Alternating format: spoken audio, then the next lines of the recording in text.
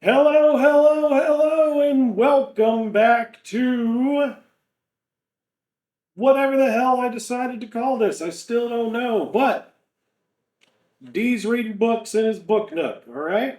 The nook, the book, take a look. You like that?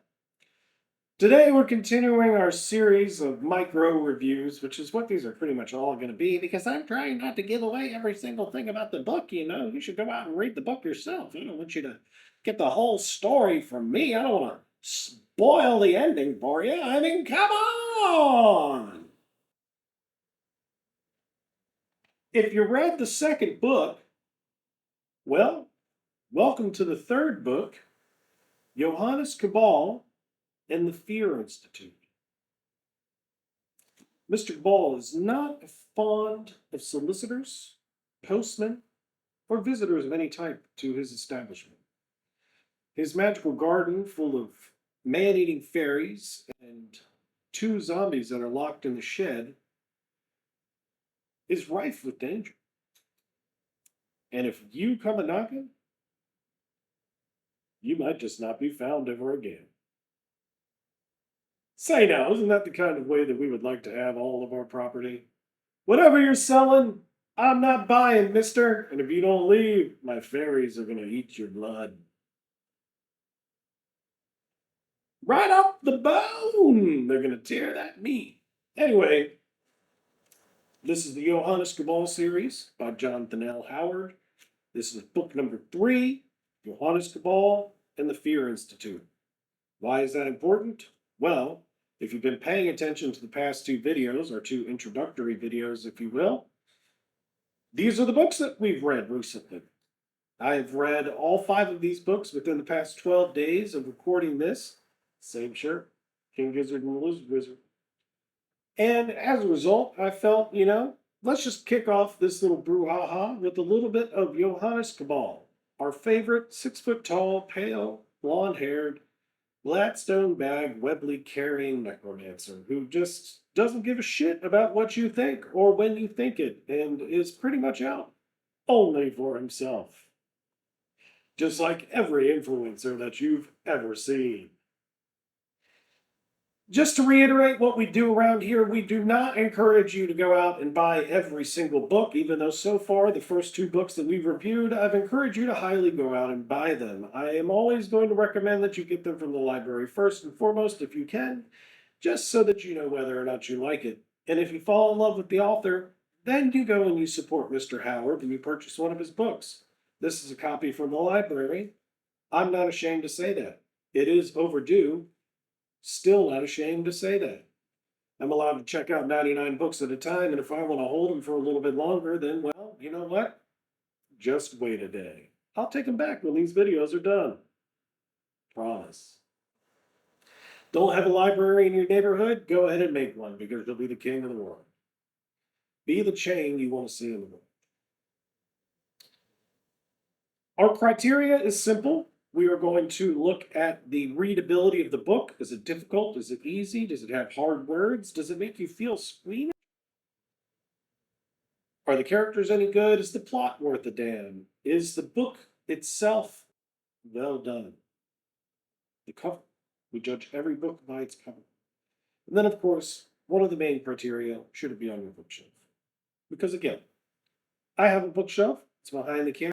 It's got many lovely books on it. Some of them are actually leather-bound tomes, which you'll see in the future. Do I think that I need to add more to it? Yes. And the Johannes Cabal series is going to be one of the first things that I add to it. Do I need to own every book in the world? And do you? No. Is this going to be every recommendation from Book Talk that you've already seen? No. You may not have even heard of these books. And if you haven't, congratulations, you have now. This again is book number 3 in the series, Johannes Cabal and the Fear Institute. What happens to Mr. Cabal this time? Well, as I said, some ne'er-do-well solicitors from the Fear Institute have rational concerns. And those rational concerns have to do with finding the actual animus of fear itself and destroying it. right. They want to destroy fear. However, to do so, a ragtag group of heroes are going to have to go into eldritch horrors, the likes of which only Cthulhu knows. We get a mischief demon, we get the Dreamlands, and we get a wonderful story, again, featuring our necromancer and his Gladstone bag. Because without this, I wouldn't even know how important it is to carry a Gladstone bag with all of your possessions in it that you prize the most. Again, in terms of readability, this is a 3.5 out of 5. It is a little bit difficult, but not overly difficult. The biggest thing is the robust lexicon with which Mr. Johannes Cabal likes to speak. And as such, you will be pulling out the dictionary more than once. So again, if you happen to read this on an ebook, take solace in the fact that you can highlight the word and usually get the definition right away. Because it will improve your noggin, all right? It's always good to know words because words are important. So again, 3.5 out of 5 when it comes to the readability aspect. Should you own this book? Well, if you purchase the other two at this point, wouldn't this one look good on your bookshelf too? What, buddy? Huh? Look at that tone on the back there, on the spine. It's got a nice spine. If you tickle that spine, it makes that book feel good, boy. It makes that book feel like a lady. Yes, this is a book I intend to put on my bookshelf. Come Christmas time or so, these will probably be gifts to myself, and then who knows, within a year or so, I'll read them again. Because it's also fun to go back and read stories again. That is allowed. You are allowed to do that. That book that you read in high school that you remember about 70% of, read it again. You're going to pick up on some dates that you might not have meets the first time. You did? Eldritch Horror. So far, we've had Carnival of Satan, Murder on the Orient, and now the gallivanting around in some of the most ethereal realms that one can comprehend and picture in the brain. It's a great ride. Every single one of these books is different from the last. And that's good because that's how books should be. And with that in mind, let's talk about the plot.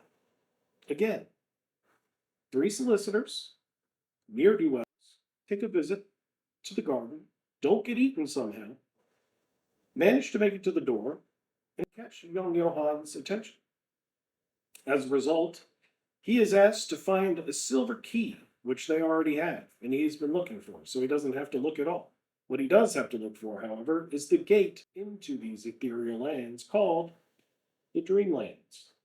From there, we gallivant around and have quite the adventure, an adventure that you should peruse and get used to knowing. We do not have the brother. This is a Johannes Cabal adventure. The first one featured the brother. The second one did not have the brother. The third one does not have the brother. How do we get back to the brothers Cabal? Well, you should finish this book and find out.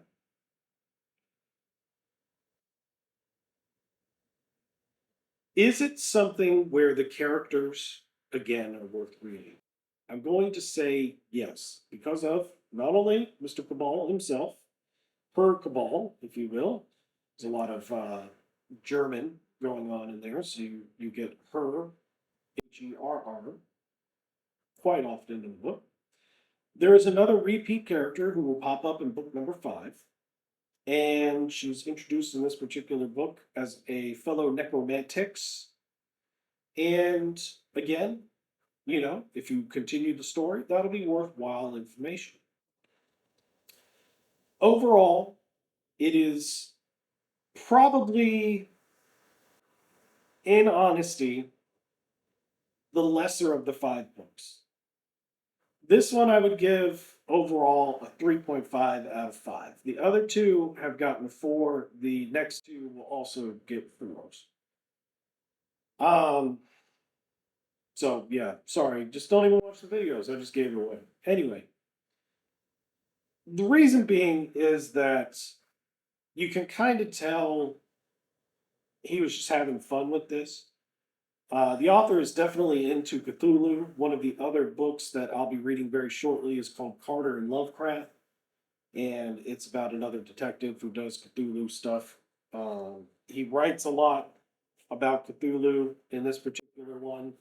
There are some introductory portions of the chapters. Well, not introductory. He likes to do things at the end of the chapter, and there are little bits about Cthulhu and some of the old gods and whatnot in this one. So if you're into that, if you're into Lovecraft and you're into Cthulhu, then this one's probably a 4 out of 5 for you. For me, it was kind of a foray into some things that I've already been involved with. And as far as the continuation of the story, definitely worth reading in that regard. Still worth having on your bookshelf as a matter of having the other two on your bookshelf as well. And certainly worth going out of your way to find at your local library or purchasing for your library that you plan to open for the public because you're in a rural county that doesn't have one, and everybody's literate and you need to teach them how to read because just using ChatGPT isn't acceptable. Any hoodle, Johannes Cabal and the Fear Institute overall, we're going to go ahead and give this one a 3.5 out of 4 out of 5.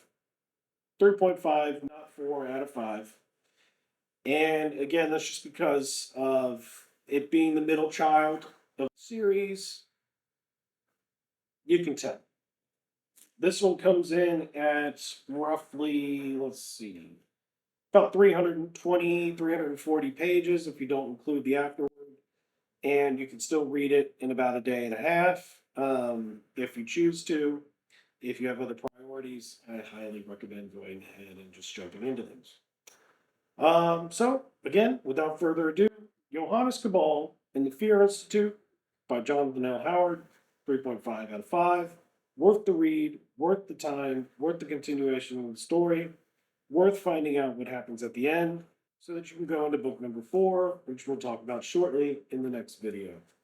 I hope that you've enjoyed this one, and as always, get your own book nook and get out of mine.